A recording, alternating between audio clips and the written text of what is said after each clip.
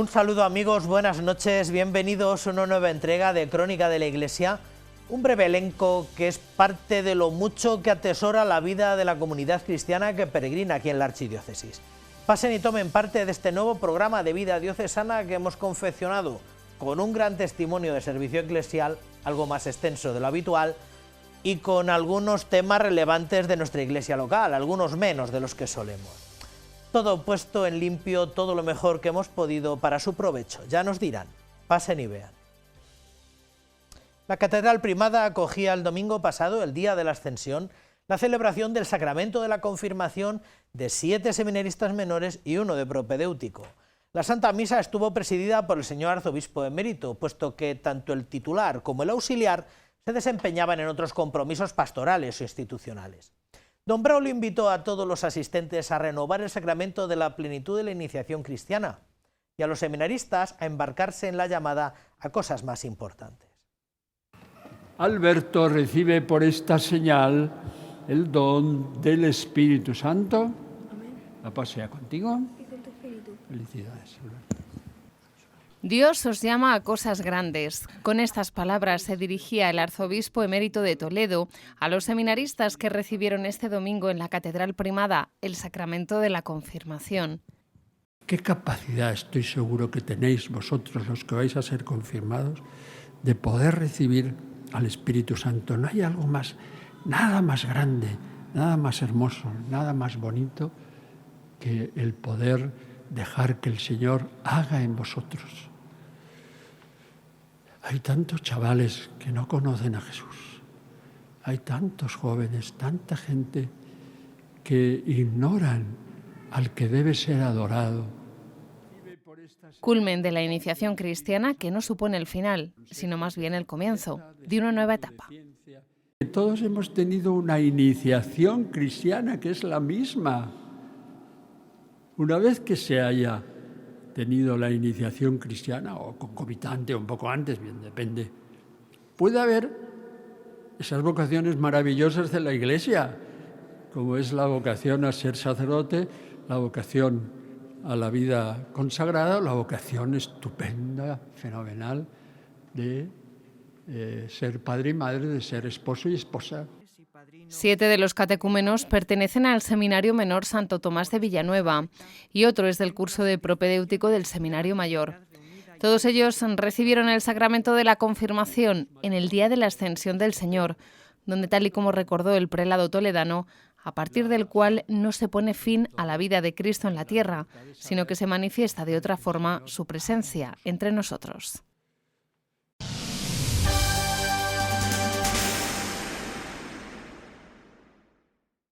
La Iglesia celebra el domingo que viene, el día de Pentecostés, la jornada de la acción católica y del apostolado seglar. Laicos por vocación, llamados a la misión, es el lema que el episcopado español propone para la jornada de este año. El apostolado seglar de la Archidiócesis se reúne este sábado 18 en el Centro Diocesano de la Parroquia de San Julián. Van a dedicar un espacio de tiempo a la reflexión sobre los retos de la vocación laical en el momento presente y finalmente celebrarán la misa vespertina de vigilia presidido por don Francisco César. Ante la próxima fiesta de Pentecostés, el Día del Apostolado Seglar y de la Acción Católica, la Archidiócesis de Toledo celebra este sábado la Jornada de Apostolado Seglar. El Centro Diocesano de Apostolado Seglar acoge este encuentro a partir de las 5 de la tarde, en el que se reflexionará sobre los retos que en el momento presente se plantean a los laicos. Es verdad que nos interesa mucho saber qué dificultades se encuentra o qué retos se plantea pues, un laico de parroquia, los laicos que están en otros movimientos. O sea, tenemos que ver juntos pues, cómo podemos caminar pues, ante estos nuevos retos que nos da la sociedad, ¿no? Este cambio que tenemos ahora de paradigma, lo vemos también en las convocatorias que hacemos. Bueno, pues las cosas están cambiando, pues vamos a ir trazando ese camino juntos. Tras la reflexión que ofrecerá el delegado de Apostolado Seglar de la Archidiócesis de Toledo, se establecerá un diálogo entre los participantes sobre su visión de la situación actual y sobre cómo vivir y animar a vivir su misión dentro de la Iglesia, para ir abriendo caminos. Una de las novedades que presenta esta jornada es que contará con servicio de guardería para todas aquellas familias que así lo necesiten. Es verdad que tenemos todas muchas actividades en nuestras parroquias, ¿no? También, pues gracias a Dios, hay mucha riqueza de actividades, de formación a nivel diocesano, pero creo que esta jornada, ¿no? Este día es nuestro, de los laicos, ¿no? El día de Pentecostés, pues es ese día de los laicos. Y creo que sí que es importante, ¿no? Que al menos, pues una vez al año nos podamos unir, pues no solo para celebrarlo, ¿no? Sino también pues para vivir la comunión, para conocernos, para encontrarnos. La jornada diocesana de apostolado seglar concluirá con la Santa Misa a las 8:30 de la tarde en la parroquia de San Julián, que presidirá el obispo auxiliar de Toledo, don Francisco César García Magán.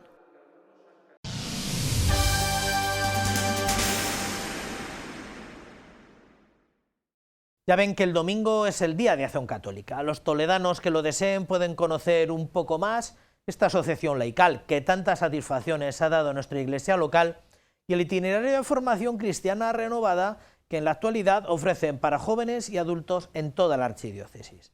El día de Pentecostés, desde las 10 de la mañana hasta primera hora de la tarde, ofrece Acción Católica la posibilidad de conocer este apostolado creado por la propia Iglesia para evangelizar a las personas y las realidades parroquiales. La Iglesia celebra en el día de Pentecostés, este año el domingo 19 de mayo, el Día de la Acción Católica y del Apostolado Seglar. Laicos por vocación llamados a la misión es el lema que la Comisión Episcopal para Laicos, Familia y Vida propone para la jornada de este año. En su mensaje explican los obispos de esta comisión que este día es una invitación a todos los bautizados a proclamar el Evangelio, a la misión que Jesús encomendó, que se lleva a cabo con la fuerza del Espíritu Santo.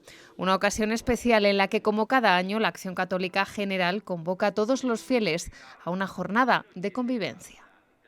Como día grande nuestro, lo que pretendemos es tener un encuentro a nivel diocesano, pues para recibir la gracia del Espíritu Santo, de juntarnos con el obispo y estar en comunión con él, a la vez que la comunión también de los que somos laicos en nuestras parroquias y miembros de la Acción Católica. Un encuentro que comenzará a las 10 de la mañana y donde, tal y como reconocen los obispos en su mensaje, servirá para valorar que tenemos una misión que no es iniciativa nuestra, sino de Dios, que la sostiene y permitirá que perdure siempre. La jornada la vamos a celebrar en el seminario. Allí vamos a tener y comenzamos el día con un retiro, pues preparándonos también para esa importancia que tiene este día en la liturgia y en la Iglesia, de poder recibir el Espíritu Santo y sobre todo nosotros de poder recibirlos como laicos, como evangelizadores en el mundo, que tenemos que estar presentes para llevar las realidades de Cristo.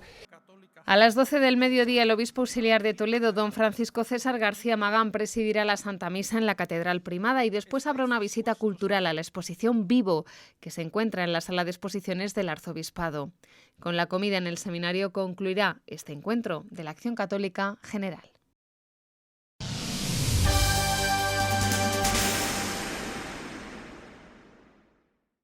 De todas las advocaciones marianas que se veneran durante toda la Pascua y en particular durante el mes de mayo en la ciudad de Toledo, una de las más singulares es la de la Virgen de la Paz, que en torno a Pentecostés celebra sus cultos anuales. Se trata de una devoción que trata de permanecer fiel al arraigo popular y que se esfuerza por vivir y transmitir la identidad del barrio en torno a la parroquia de San Andrés. El domingo, al filo de las 12 y tras la misa, tendrá lugar la popular procesión y posteriormente el besamanos. Comenzaba el siglo XX, Pedro Román recogía en esta imagen la procesión de la Virgen de la Paz por el Paseo del Tránsito. El blanco y negro para mostrarnos una devoción que se ha mantenido a lo largo de los siglos, porque si algo define a la Hermandad de la Virgen de la Paz, y ya volvemos al color, es el arraigo. Es una hermandad de barrio, ¿no? Está arraigada aquí en la parroquia de San Andrés, lleva desde la Virgen de la Paz en distintas imágenes, lleva desde el siglo XV, desde finales del siglo XV, entonces es una hermandad muy vinculada al barrio y muy familiar. Una devoción que se remonta en el tiempo. El culto a la Virgen de la Paz en Toledo se remonta a la época de la Reconquista, ¿no? Y se dice que fue Alfonso VI el que la instauró. Entonces es una virgen muy toledana, una virgen con mucho arraigo en la ciudad y en la cual, por supuesto, a los actos están invitados a participar cualquier persona, que sea de la hermandad o no lo sea, ¿no?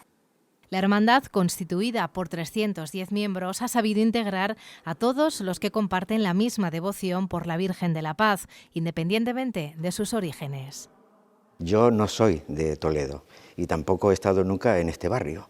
Sin embargo, para mí es todo un orgullo. No es solo ya una cuestión de fe, sino que es una auténtica devoción.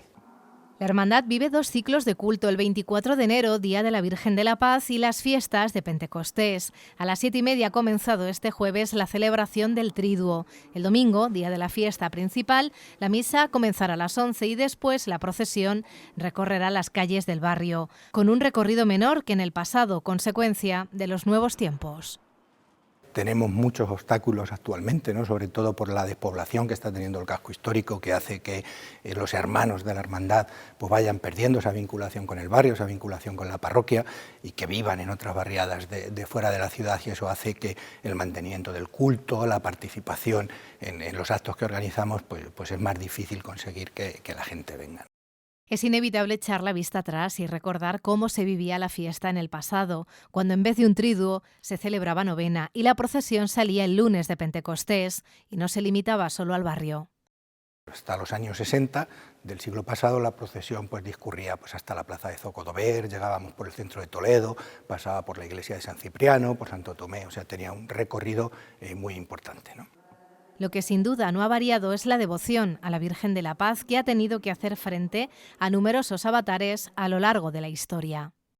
Durante la guerra del 36, la guerra civil del siglo pasado, en España, fue refugiada en el convento de Santa Isabel. No obstante, fue asaltado, rompieron la imagen, la cabeza de la imagen, que fue reconstruida a partir de 1941. Como muestra de agradecimiento por los años que la Virgen estuvo allí, el domingo la hermandad volverá a cumplir con la tradición de llevar la imagen hasta el interior del convento de Santa Isabel para compartir un momento de oración con las religiosas. Por cierto, este viernes y como novedad tendrá lugar la conferencia El Don del Espíritu Pentecostés, a cargo de Valentina Paricio, a las 8 de la tarde en San Andrés.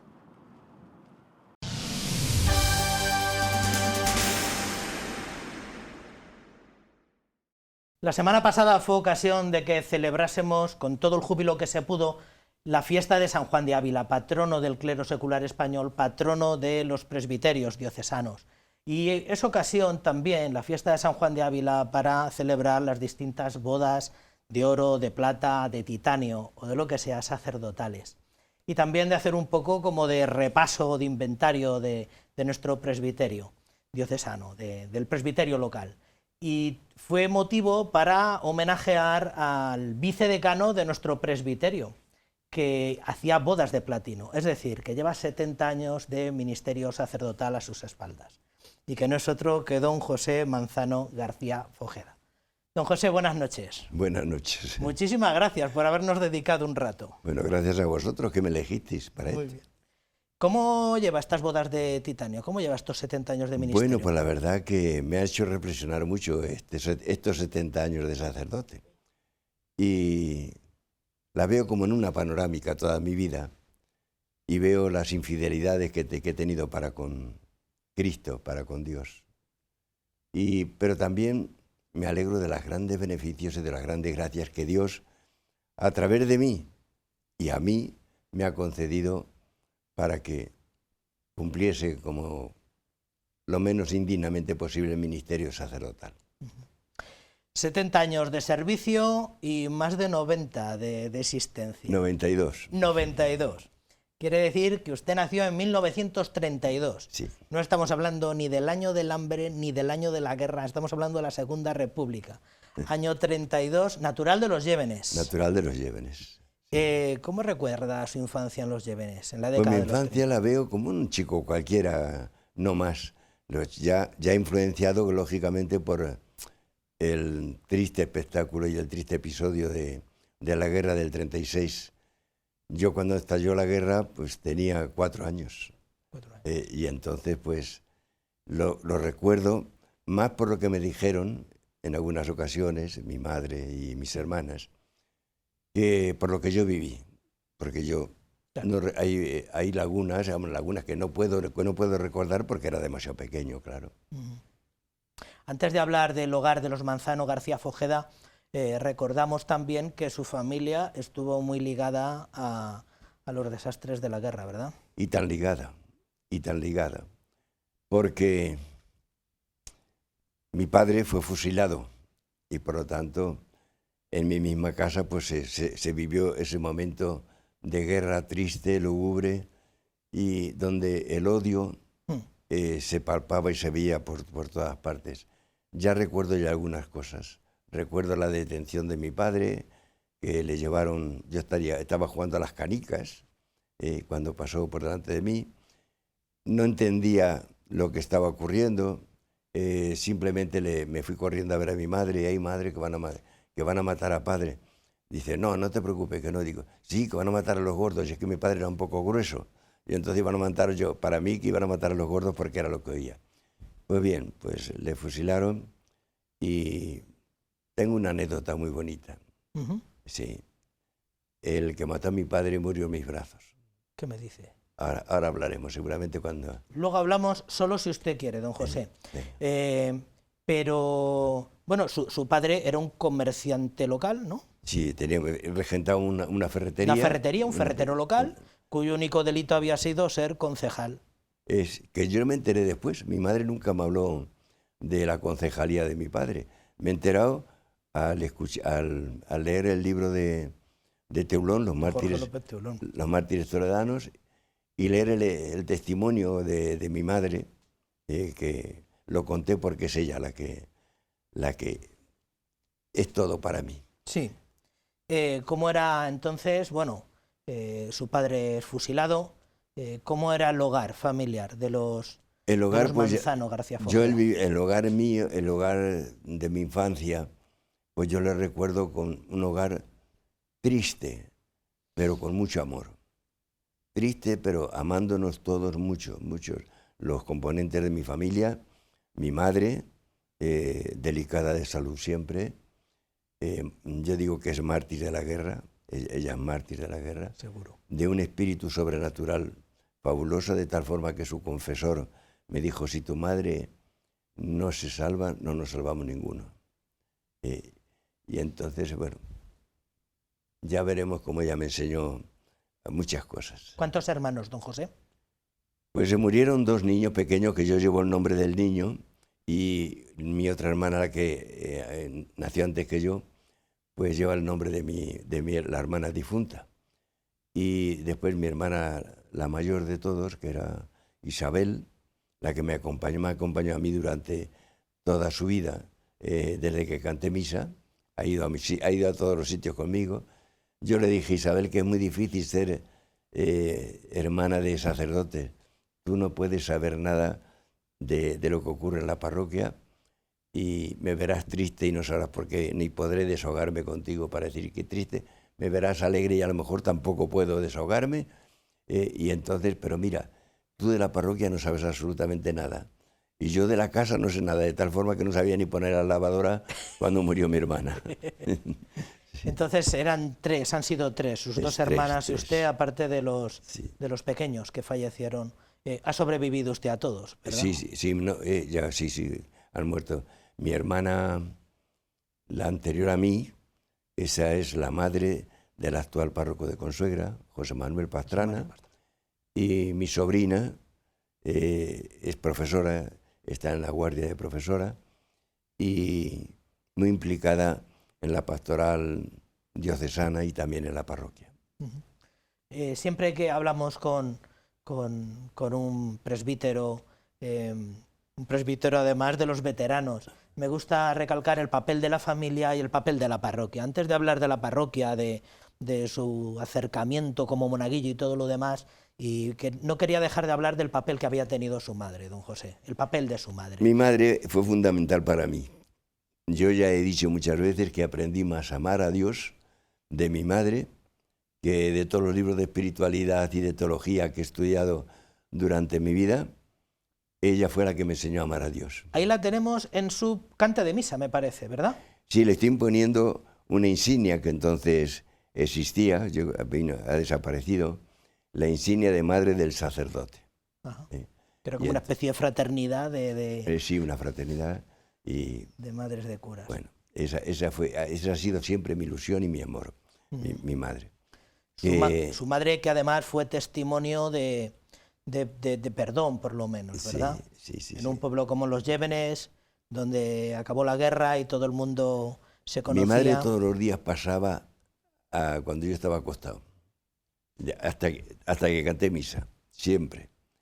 Y rezábamos, ella se sentaba allí conmigo en la cama y me enseñaba a rezar. Yo tenía 4 añitos y me enseñaba a rezar. Y ayudada de mi hermana mayor, también me enseñaron las primeras letras. Qué bien. Porque en tiempo de la República no íbamos ni siquiera, y de la guerra menos todavía. Claro. No teníamos escuela. Y entonces mi madre, en esas conversaciones que me teníamos todos los días, cuando me iba con el pretexto de arroparme, iba a mi habitación, pues hacíamos un pequeño examen de conciencia. En 3 preguntas, que las sigo diciendo todavía, todavía sigo haciendo mi examen de conciencia por la noche. ¿De qué tengo que dar gracias a Dios hoy? De lo que me ha ocurrido hoy. ¿De qué tengo que pedirle perdón? Qué bueno. ¿Y qué voy a corregir mañana? Que hoy pues he caído en ello. He caído en ello. Y eso lo sigo diciendo todavía. Sí. Y además de la familia, la parroquia, me imagino. Sí. La parroquia. Y me imagino que, como todos los niños de aquella época, todos los niños de posguerra, como monaguillo. ¿Cómo recuerda la parroquia de Los Llévenes? Cuando entraron las fuerzas que llamaban nacionales, Llévenes estuvo de los 3 años bajo la ocupación o comunista o lo que sea. No nos importan a nosotros las ideas. A mí sí me importa para amarles y para quererles, eso por supuesto, a todos, por supuesto. Pues entró con las tropas un padre jesuita, el padre Redín, y yo ya pues, entré de monaguillo con él. No había hecho la primera comunión, claro, ni mucho menos. Yo entonces tenía 6 años cuando terminó la guerra, y a los 6 años hice la primera comunión. Pero antes de hacer la primera comunión yo ya era monaguillo con el padre Redín. Hasta que nombraron párroco de Llévenes a un sacerdote de Orgaz, don Andrés. Y espérate que no, don Andrés Asenjo. Y con ese yo quería ser como él. Yo no tenía vocación sacerdotal, yo quería ser como él. Sí. O sea, no tenía ni... don Andrés era un gran sacerdote. ¿Qué era lo que más le impresionaba de don Andrés? Que tenía influencia social, que era un hombre culto. Culto yo no lo descubrí, pero lo descubrí muy humano y muy sensible a los problemas de los demás. Al terminar la guerra, lógicamente, pues se pasaban muchas calamidades en todos los hogares. Y yo, no se me olvida, el día que fue un pobre a pedir a su casa de estos, y se fue a la cocina, cogió el cocido que había puesto su madre y se lo dio al pobre que le iba pidiendo. ¿Y cómo no iba yo a querer ser como don Andrés? No he llegado nunca en mi vida ni a tocarle los talones. Se quitaba de comer por dárselo a los pobres. Sí, y que los que se confesasen, que tuviesen mucho cuidado, porque la penitencia que les ponía, si era zapatero, un par de zapatos o de sandalias, como fuese, esa era la penitencia. Para los pobres. Sí, para los pobres, sí. Bueno, así es que Monaguillo, muy impresionado por el carácter de don Andrés. Don Andrés García Asenjo. ¿Cómo llega al seminario menor, don José? Pues al seminario mayor, al seminario menor, como yo he dicho, hice la primera comunión antes a los 6 años hice la primera comunión, y después ya tuve que prepararme porque entonces había examen de ingreso en el seminario, pues tuve que prepararme para entrar en el seminario. Y me preparó un paisano mío, Tiburcio Sevillano, que tuvo que interrumpir sus estudios con la guerra, estudios sacerdotales, el seminario. Pero lo retomó después y cantó misa. También otro santo sacerdote, otro paisano que estará pidiendo allí. Y pues me preparó juntamente con la vigilancia del párroco, me preparó para examinarme. Me examiné en eso, aprobé y entré pues A los 9 años. A los 9 años. A los 9 años entré en el seminario. ¿En casa cómo lo vivieron cuando usted dice...? Pues de muy diversa forma, porque mi hermana la mayor no quería que fuese sacerdote, porque decía, que yo no lo entendía, decía que se iba a perder el apellido. Ah, claro. Y se perdía. Era el único varón que quedaba en la familia. Decía que se iba a perder el apellido. Y entonces, bueno, pues, yo al no entenderlo, pero entré en el seminario, entré en el seminario, no puedo hablar más que cosas fenomenales y maravillosas de los formadores. Se dedicaban... Una época dura también. Muy dura. Pasamos mucho frío.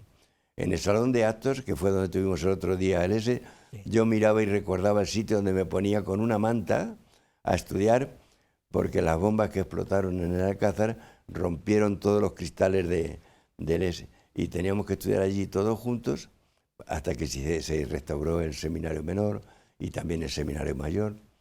Pero mientras tanto, mucho frío y mucho hambre. Mucho frío. Como anécdota, sí, nos ponían judías a veces, pues no tenían otra cosa. Nos ponían lentejas por la mañana y por la noche. Y decíamos que en Cuaresma que no nos la pusiesen, porque no se podía comer carne. Y los bichos pues estaban allí. Pues, había bichos por allí flotando de aquellas lentejas. Pero muy bien, lo tomábamos con mucha filosofía y preparándonos. Formadores legendarios los de aquella época también, ¿verdad? También. De aquellos equipos de operarios. Eran maravillosos los operarios, hicieron una labor con nosotros, bueno, no me canso de alabarles. Y como entró joven en el menor, pues acabó muy joven los estudios eclesiásticos. Sí, a los 21 años. 21 años acabó. A los 21 años, sí. Sí. No es lo mismo los 21 años de entonces que los de ahora, porque ahora con no, tampoco, no es lo mismo, también es verdad. Ahora cuando usted ve chicos de 21 años dices, madre mía. Sí, sí. Pero yo me reflejo en ellos y digo, pero es posible que yo fuese esa. ¿Y se acabó con 21 años, ordenación sacerdotal? Bueno, pues entonces pasábamos todos por Play de Niel, antes de ordenarnos, de cualquier orden, mayor o menor, pasábamos por él. Y él nos hacía unas preguntas. Y a mí siempre que me preguntaba la edad, me decía, bueno, me hacía la cuenta de cuando terminase cuántos años tenía. Bueno, cuando termine, 21 años. 21 años. Bueno, ya veremos, ya veremos. Y cuando llegó la hora de la verdad, pues que me tenía que ordenar de sacerdote, pues bueno, ya me dijo que no iba a ordenarme de sacerdote a los 21 años. Pero me dijo que pediría dispensa a la Santa Sede, que eran los 24 años lo que se requería. Mi madre estaba muy enferma siempre. Y entonces le dije que mi madre estaba así, que mi padre, y que su ilusión era verme sacerdote, era su ilusión. Y entonces dijo, pediré dispensa a Roma, a ver si nos la conceden. Eso fue lo que me dijo. Y entonces, pues sí, pidió dispensa a Roma, me dispensaron 18 meses, que era lo más que podían dispensar, claro, era lo más que dispensaban entonces, y me quedaban todavía por los restantes, de los 18 hasta y bueno, pues allí estuve de oyente, en el seminario me incorporé, y también con mucho desparpajo, pues entonces le decía, cuando me preguntaban, a ver, el profesor, sí. Me decía, no, estoy de oyente. Estoy de oyente. Estoy de oyente, sí. ¿No le ofrecieron ningún plan alternativo en ese tiempo de espera? ¿No le ofrecieron nada? ¿No había posibilidad antes de...? No, entonces si no podías ni desplazarte. No podías ni desplazarte. No, el desplazarnos era una odisea. Claro. Sí. Y fíjate con la cantidad de sacerdotes que murieron. Bueno, pues allí estuve esos meses que faltaban en el seminario y los viví con mucha ilusión. Sí. Sentí una tristeza enorme cuando mis condiscípulos les ordenaron sacerdotes y yo me quedaba allí. Nos quedábamos dos. Uno que después fue capellán castrense, que no sé ni dónde terminó, ni si vive o no vive, y yo. Y nos ordenaron en la capilla privada del señor cardenal. Y hubo pues una pequeña representación familiar. ¿Qué día fue su ordenación? Mi ordenación fue el 18 de septiembre del año 54. ¿En la capilla privada de...? Sí, arriba en su palacio, en su vivienda, en la capilla propia suya, pues allí. Y estaba una pequeña representación Es que no había dinero para trasladarnos todos. Es que no había. Usted y el otro, los dos que habían quedado... Los dos nos ordenamos sacerdotes. Los dos que quedabais pendientes con un pequeño grupo familiar, porque allí Sí, tampoco sí. cabe mucha gente más, No, claro. muy pequeño, era muy pequeño. Allí estuvimos. Allí recibió la ordenación sacerdotal. Y me permites. Sí. Entonces, aquella noche, cuando mi madre pasó como todas las noches me dijo, hijo mío, ya eres sacerdote. Digo, sí, madre, ya soy sacerdote, claro. Y sabrás perdonar. Digo, espero que sí, que sabré perdonar. Y además tengo que perdonar en nombre de Cristo, pues tengo que saber perdonar. Y me dice, fulano, me dijo, el nombre es el que fusiló a tu padre. Me dejó parado, se marchó, salió sin decirme nada, y yo aquella noche no dormí por la impresión de ser ya sacerdote, la alegría de serlo, y por lo que me había dicho mi madre, al que yo había llevado cuando era niño y seminarista, le iba llevando ayuda material para que pudiesen comer en esos momentos, pues la verdad es que no dormí aquella noche. O sea, que ese día interpretó que desde casa habían ayudado durante mucho tiempo o durante algún tiempo al hombre que había matado a su padre. Sí, siempre me preguntaba cuando volvía de llevarle, pues yo qué sé, por lo que había, lo que daban de racionamiento. Y que entonces en casa dispensábamos también el racionamiento sí. a los demás. Y entonces lo que sobraba, pues el alcalde decía, dárselo a gente que lo necesite. Y mi madre siempre me mandaba a este hombre a llevarle alguna cosa. Y siempre que volvía, ¿qué te ha dicho? Digo, nada, se ha echado a llorar, casi siempre se echaba a llorar, y no me ha dicho nada.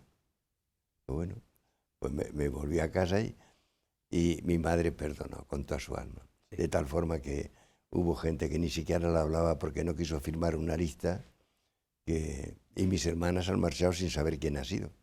Claro, porque efectivamente su madre no fue entendido entre... no acabaron de entender que su madre no firmara una lista durante la represión. Mi madre decía que ella no sabía. Para represaliar en aquellos... No, ella quería que nos amásemos, de verdad que nos amásemos todos. Y ese ha sido mi gran ejemplo. Pues decía que porque haber firmado en aquellas causas generales que hacían de posguerra, que eran juicios sumarísimos, era un... No, mi madre no firmó nada de eso. Nada. Y no fue bien entendido tampoco entre... No, incluso hasta última hora, pues, no han perdonado aquello, pero bueno. Usted, la noche de su ordenación, supo del asesino de su padre y lo vivió también con secreto, ¿verdad? Sí, no me dijo que no se enterasen mis hermanas, porque no quería que se produjese odio entre... al conocer quién había sido y cosas de esas, ¿no? ¿Y usted antes nos adelantaba que murió en sus brazos, el asesino de su padre? Sí, murió en mis brazos. Fue mi primera visita después de ser sacerdote. Al día siguiente, cuando me levanté, fui a visitarle y le di un abrazo. Yo estoy seguro que él hubiese muerto por mí y yo estoy seguro que moriría por él. Caramba. No, pues sí. Eso seguro. Bueno, dicho esto, ¿cante de misa? El cante de misa, bueno, aquello fue ya...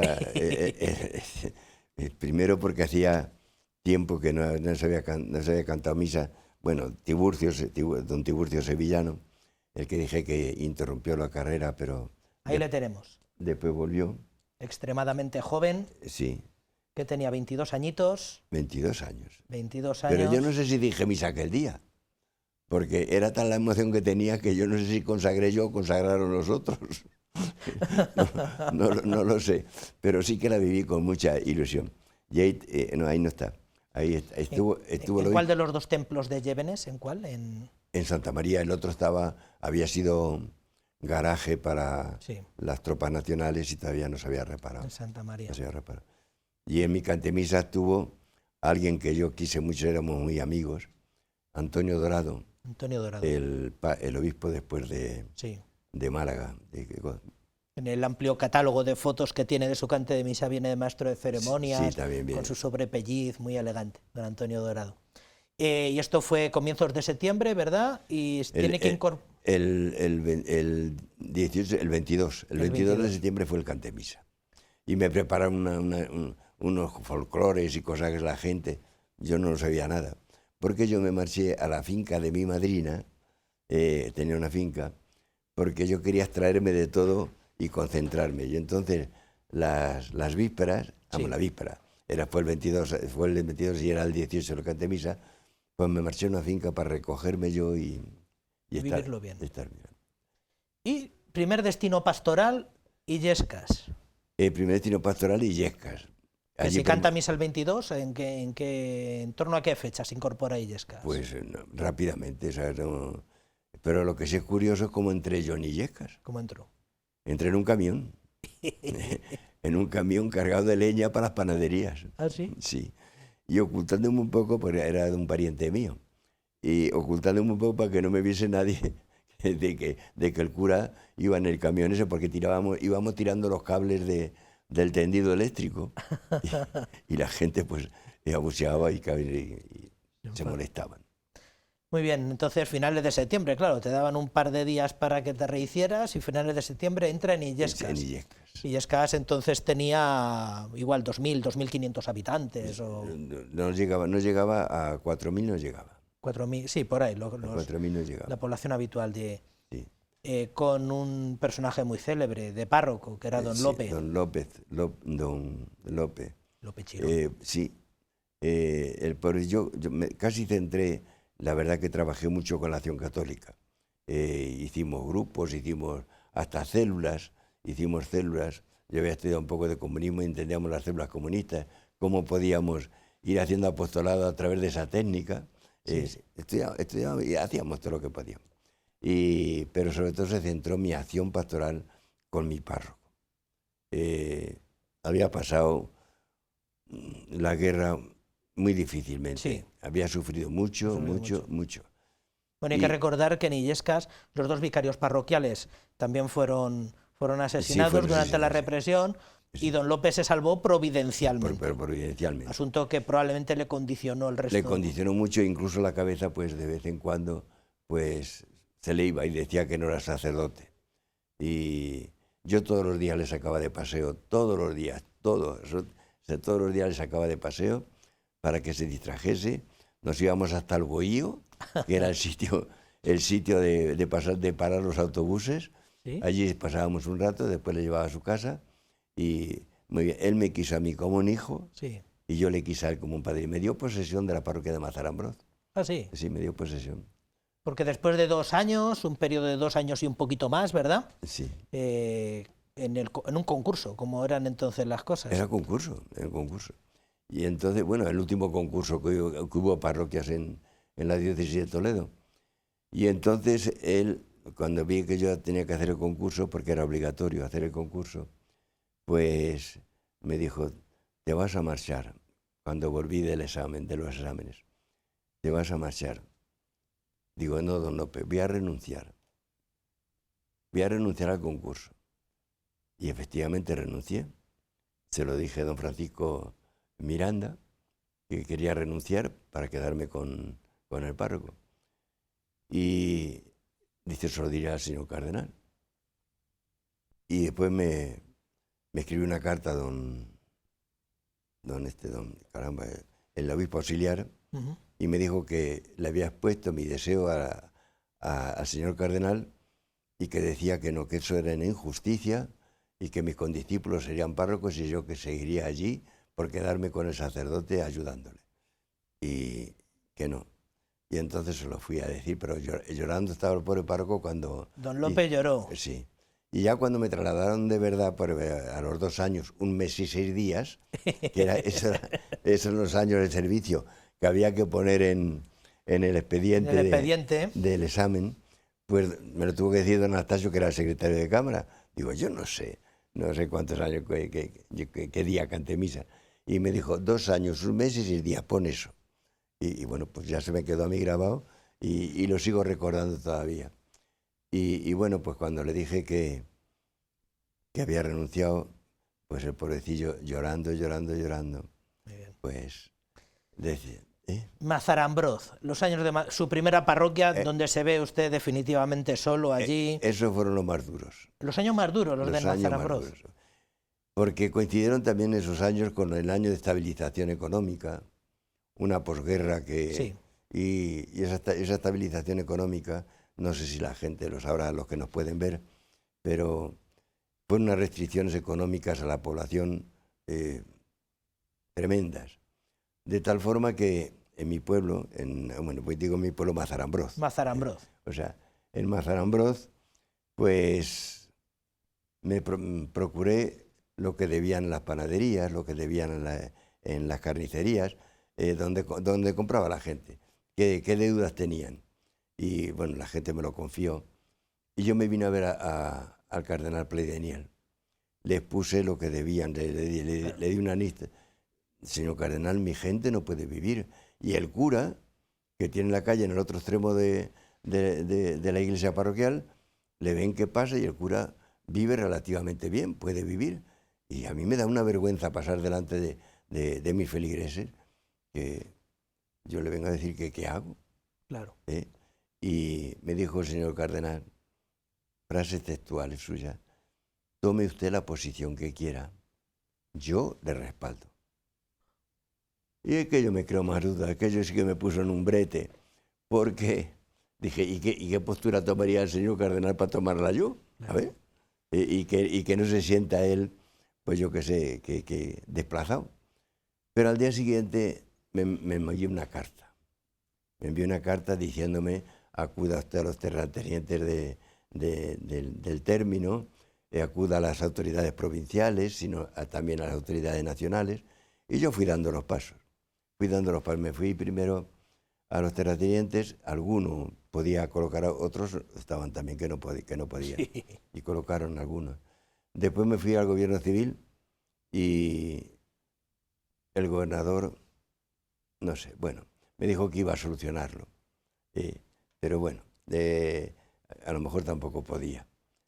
Pero me dijo una frase que aquello, me dice: mire usted, señor cura, es que, bueno, le di la carta del cardenal, sí. Y decía, atinadísimo como todo lo del señor cardenal. Como todo lo atinadísimo. Bueno, pues me dijo que iba a solucionarlo, pero una frase dice: mire usted, señor cura, si es que a veces para estar aquí en estos puestos hay que violentar la conciencia. Y yo con mis años, 24 años tenía ya. 24 años. Sí, 24 años, y pues le dije: pues mire usted, señor gobernador, si para estar ahí tengo que violentar mi conciencia, entonces o pierdo la conciencia o me marcho yo. Claro. Sí, bueno, y total. Dice la leyenda que llegó a hablar hasta con el ministro Girón. Sí, el ministro Girón. Fui a verle, me procuró la entrevista a Mayalde, que era terrateniente de allí. Y entonces pues le dije a Girón, también le enseñé la carta, la alabó, como era lógico en aquellos tiempos. Era lógico en aquellos tiempos alabar las cosas de los clérigos, y más era el cardenal. Pues me dijo que era una ley general y que era imposible. Digo, hombre, usted es abogado, usted sabe que existe la piquella. Si existe la piquella, es la excepción a la ley general. Yo vengo a pedirle a usted la piquella. El que usted haga una excepción en mi pueblo porque se mueren de hambre. Claro. Y me dice que no, que es imposible y tal, que no. Bueno. Entonces, la primera vez que yo utilicé el fusilamiento de mi padre, por una causa que fue noble también. Y le dije: pues mire usted, señor ministro. Me levanté, me pegué un portazo, no me despidió él. Me levanté, pegué un portazo a la puerta y le dije antes de salir: mi padre no murió por esto. ¿Sí? Es la única vez que he sacado a mi padre a relucir. Muy bien. Y bueno. Pues don José, podríamos hablar largo y tendido de cómo fue a parar al arciprestazgo de Puebla de Alcocer, que entonces era un sitio mucho más remoto. Bueno, tuve que renunciar a ser párroco, porque lo tenían propiedad. Sí. Y entonces don Anastasio, pues fui allí por una causa que, bueno, que no es del momento el decir. Pero han sido los mejores años de mi vida, ¿eh? Los 11 que estuvo allí en... Sí. Me sentí muy querido por ellos. Me siguen escribiendo y hablando, pero bueno, y allí sufrí la enfermedad de piernas. De las piernas. De las piernas. Casi las pierde las dos. De las dos, y me iban a amputar las dos piernas. Madre El diagnóstico era amputar las dos. Bueno, pues me hicieron...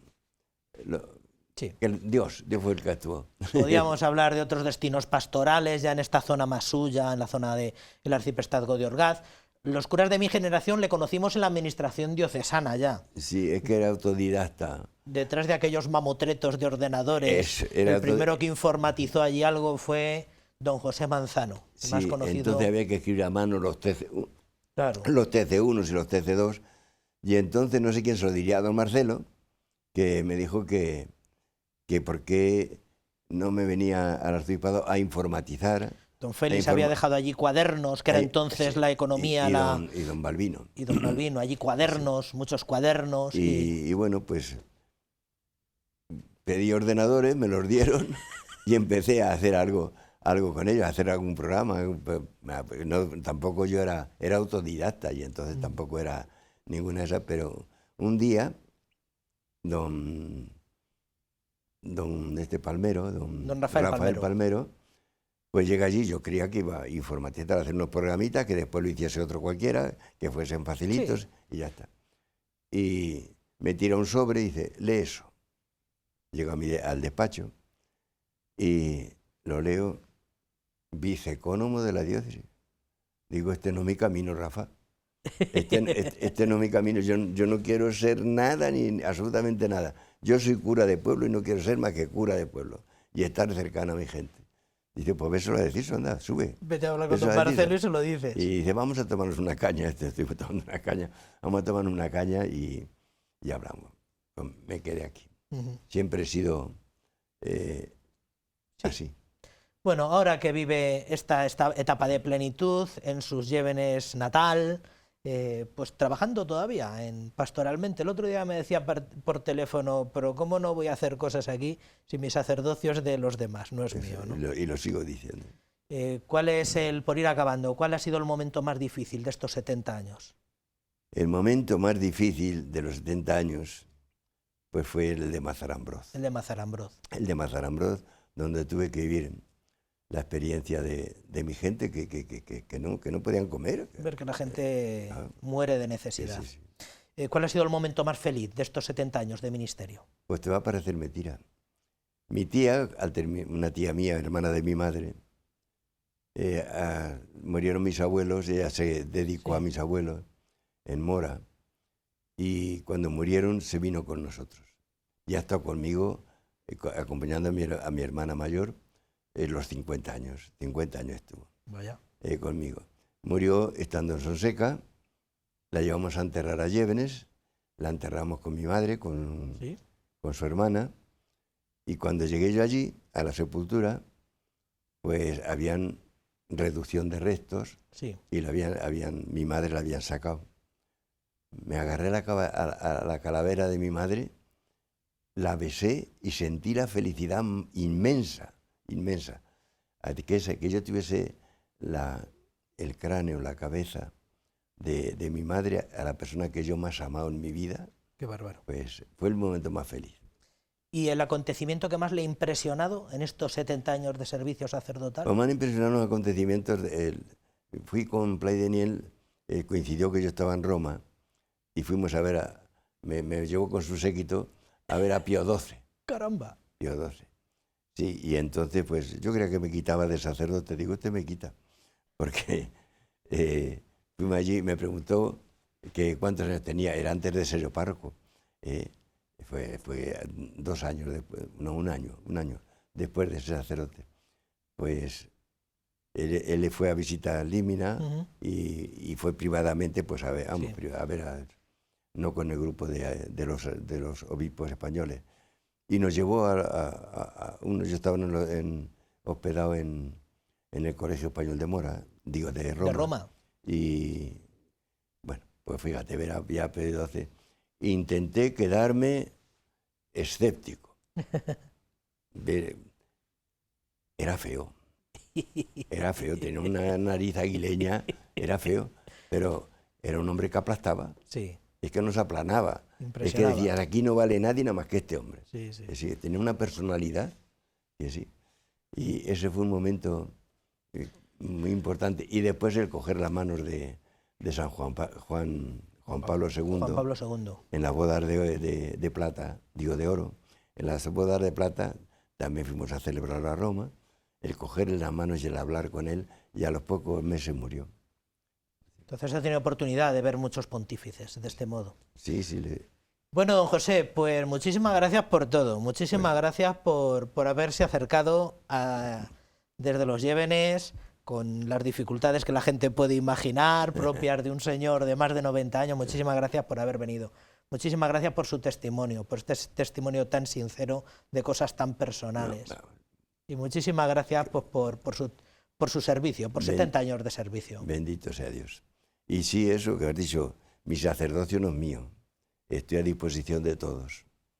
Pues muchísimas gracias, don José, por todo. Pues muchas gracias.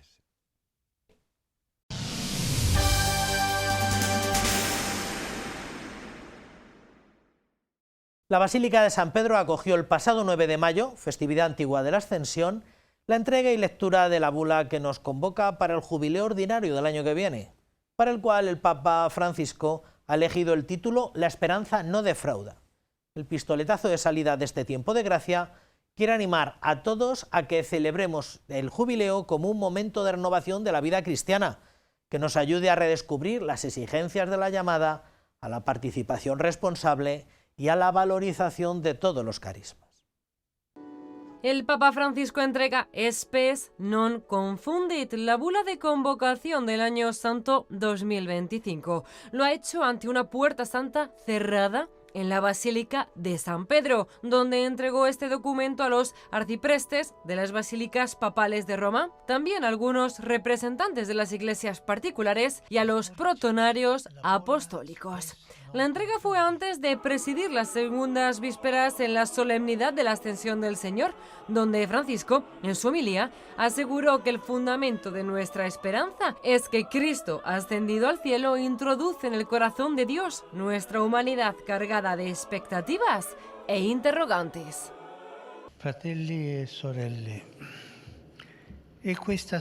hermanos y hermanas, esta esperanza enraizada en Cristo, muerto y resucitado, es la que queremos celebrar, acoger y anunciar al mundo entero en el próximo jubileo que ya está a la vuelta de la esquina. El Papa se centra en el concepto de esperanza cristiana, asegurando que a todos nos hace falta. Nos hace falta la esperanza, todos la necesitamos, y la esperanza no defrauda, no lo olvidemos. Y es que la esperanza cristiana sostiene el camino de nuestra vida, incluso cuando se vuelve tortuoso y difícil. La esperanza cristiana infunde serenidad. La esperanza cristiana nos infunde serenidad cuando el corazón está agobiado por el fracaso y el pecado. Nos hace soñar con una humanidad nueva y nos infunde valor para construir un mundo fraterno y pacífico cuando parece que no vale la pena comprometerse. Esta es la esperanza, el don que el Señor nos ha dado con el bautismo. La esperanza cristiana es la cosa más valiosa que tenemos. Por ello, el Papa Francisco nos anima a redescubrirla, a anunciarla al mundo entero y a no olvidarnos de ser constructores de esperanza.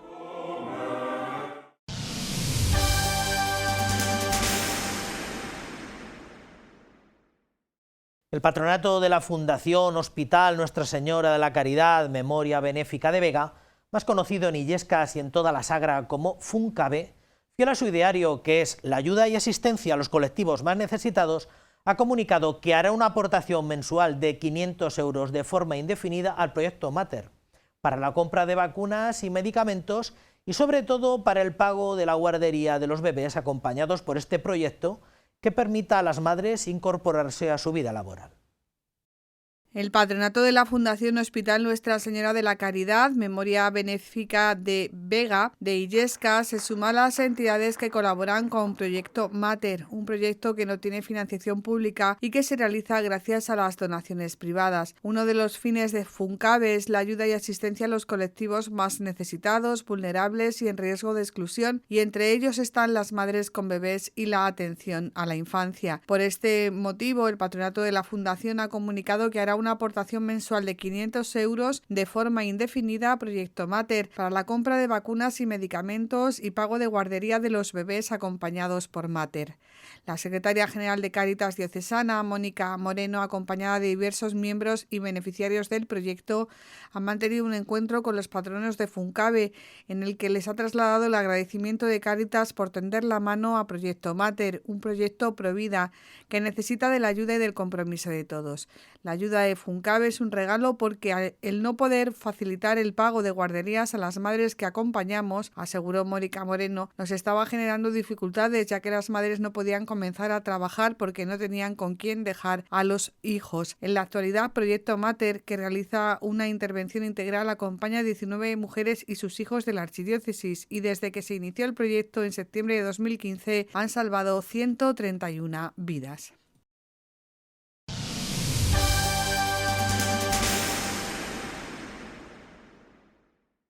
Les ofrecemos 3 reseñas breves sobre temas que retratan bastante bien el compromiso de nuestra Iglesia local en distintos campos. Por una parte, Cáritas Diocesana consigue su certificado de calidad en algunos proyectos. Además, la Delegación Diocesana de Enseñanza celebra este sábado un encuentro con los profesores de religión de primaria y secundaria. Finalmente, la Asociación Tejiendo Toledo le ha hecho entrega al señor arzobispo de 1 millar de rosarios de crochet para que el prelado los emplee en su visita pastoral. Cáritas Diocesana de Toledo ha obtenido el certificado del Sistema de Gestión de Calidad conforme a la norma UNEN ISO 9001-2015 en 3 de sus programas: el Centro de Personas Sin Hogar Cardenal González Martín, Hogar 2000 y el Departamento Gestor de Proyectos.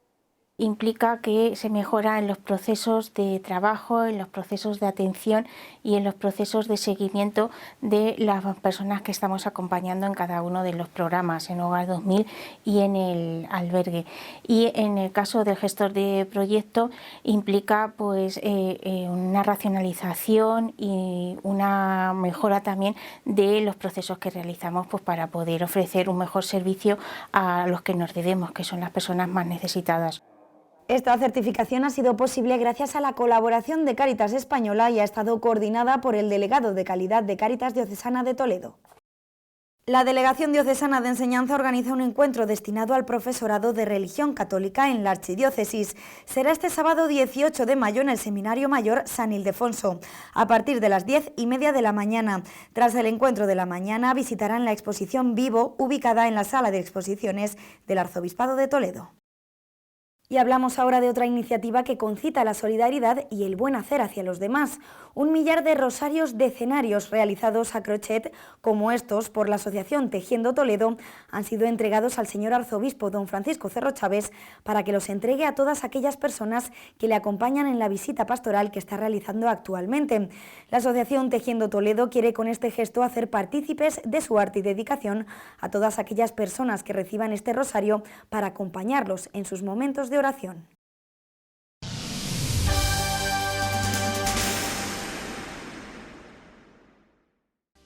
Bueno, pues hasta aquí esta singular crónica de nuestra vida eclesial. Ya saben que pueden volver a ver todos estos contenidos en nuestro canal de YouTube. No nos cansamos de sugerirles que conozcan todo lo que puedan del Congreso Eucarístico Diocesano y se animen todo lo que puedan a participar. Quedan ya menos de 3 semanas. Nosotros les emplazamos a la semana que viene, aquí en el mismo sitio y a la misma hora, para ofrecerles más y mejor información de nuestra vida eclesial. Hasta entonces, que sean felices.